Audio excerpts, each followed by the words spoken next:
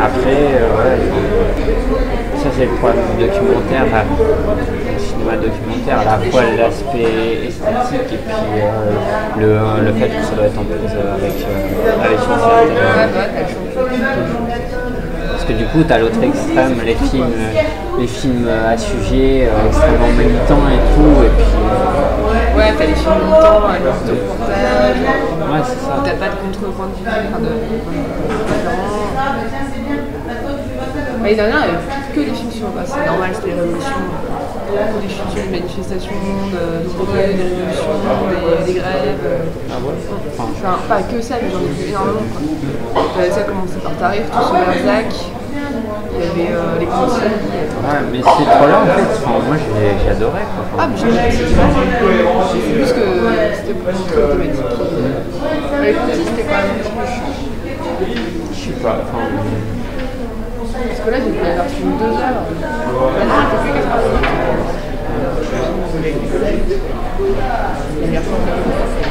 Non, parce que là, les consignes, du coup, c'était hyper classique.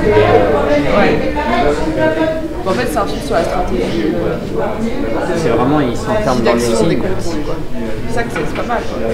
Non, c'est le langage. Enfin, parce qu'en fait, ils s'expriment pas très syndicalistes et tout.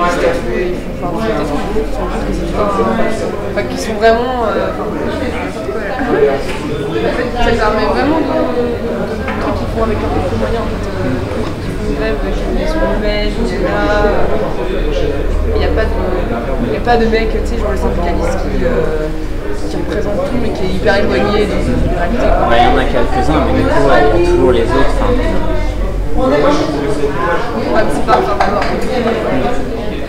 Et ça, après, ouais, t'as pas mal de mouvements comme ça sociaux des dernières années, c'est réapprendre un peu comment ouais, enfin les processus de base effectivement de prise de décision collective et puis après reprendre les habitudes de lutte sociale effectivement c'est bien. Ouais, puis c'est le retour de la parole. Alors que là, c'est vrai que cette année, c'était assez auto-centré. Enfin, j'ai pas vu beaucoup de trucs. Non, Parce que même les migrants, c'était des histoires personnelles, c'était vraiment. Ou alors c'est vraiment du coup le regard du cinéaste sur le migrant. Alors que tout ce qui était Tahrir, c'était vraiment tu donnes la parole aux gens et puis t'as un truc. Il a ses défauts, mais d'être au cœur de la révolution comme ça, c'est vraiment génial. T'es sur la place, et ça y est quoi. Tu suis le truc, t'as des montées de pression, tu comprends pas ce qui se passe. Et là du coup c'est un peu aussi un film quasiment limite parce que là c'est vraiment t'es au cœur des événements et en même temps il est tellement tout le temps présent, tout le temps avec les gens à leur donner la parole à la fois c'est vraiment tu captes là tu peux employer l'expression bateau, capter la réalité tu vois, et en même temps ça a le reportage qui est tout le temps derrière c'est l'immersion totale. Il n'y a pas de pouvoir. Il a quand même créé des personnages, non?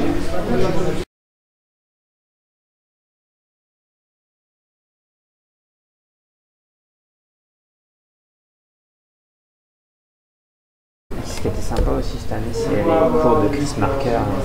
Ah, j'en ai d'autres, à part les celui d'ouverture, c'était Tango. Puis 2084. Il est sur internet 2084. Il est génial. Je le vois. 15 minutes génial. Je me retiens sur l'arrêt rouge aussi. Parce que je crois que je m'étais arrêtée à la première partie. J'avais vu toute la partie sur le Vietnam. Je m'étais atteint. Il y a plusieurs versions aussi de fond de C'était un film qui avait filmé, c'était un film qui avait tourné à Besançon, c'est ça? Non, Le Front de l'air est rouge, c'est un montage de films militants, entre autres. Avec le film officiel, il a fait tout un montage. Il a fini la première version, c'est en 77. Ah ouais, je comprends avec À bientôt. Mais non, tout est bas d'ailleurs, le générique de fin, hommage, il dit ce film n'aurait jamais pu exister sans tous les innombrables auteurs, monteurs, militants. Puis après, il y a René Gauthier et tout, je crois. Mais c'est sur un film de montage avant tout. C'est pas lui qui est derrière la caméra. Apparemment, il fait des associations.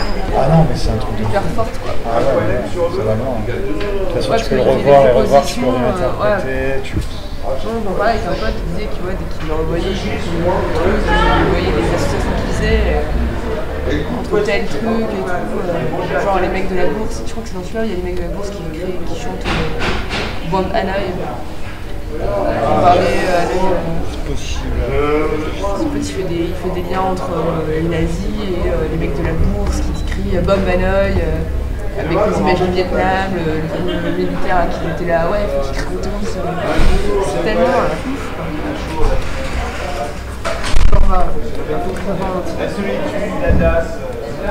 Mais Comolli, il avait critiqué, je crois, on m'a dit ça, j'ai jamais vu l'écrit, mais apparemment quand la première fois que ce film est sorti, Comolli il a critiqué assez sévèrement sur son aspect un peu désillusionné, parce que la fin est assez dur. La défaite. Je crois qu'on a la défaite.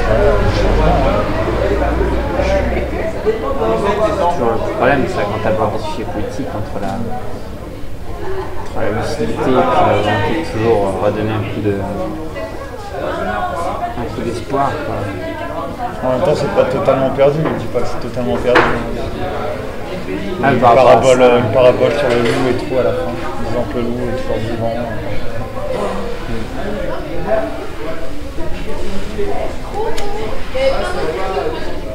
Ouais, c'est ça aussi qui est bien avec le documentaire, c'est qu'il dit c'est jamais fini.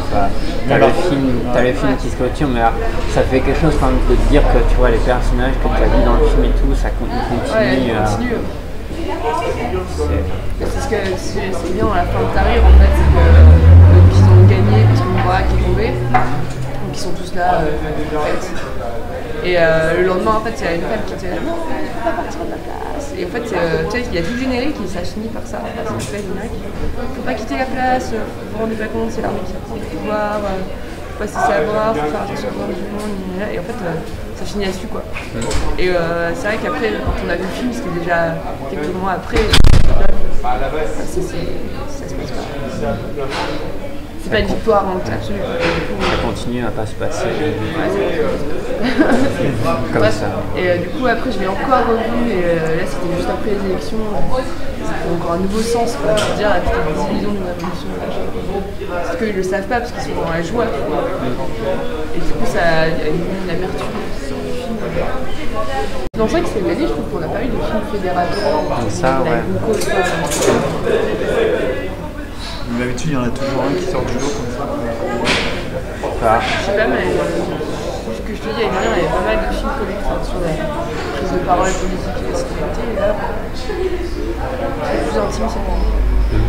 Après, on était en salle 2, donc. Moi, non, apparemment, quand même, c'était pas. Ouais, même dans le Bulldog, ça avait pas l'air d'être. Ça dépend des années. Ouais, si, ouais. Tout ce qui est sur le fascisme, tout ça va être intéressant. Et du coup, ouais, tout ce genre de film sur la prise de parole et l'action politique, enfin, j'ai l'impression quand même que c'est pas trop la ligne de l'USAS en général. J'ai vu qu'une fois. Je sais pas, enfin, moi j'avais vu un documentaire qui s'appelait Grève Générale, filmé pendant le mouvement anti-CPE à Caen. Le truc, ouais, enfin, c'est impressionnant. Tu voyais comment les étudiants et tout reprenaient un peu l'habitude de la lutte, tu vois. C'était vraiment un peu dans la mesure, dans la même veine que Tahrir et tout. Et il n'a pas été sélectionné, enfin, il n'a pas été montré à l'USAS, quoi. Alors que Patrick, il voulait le montrer, et souvent ils ont pris un autre film, tu vois. Mais...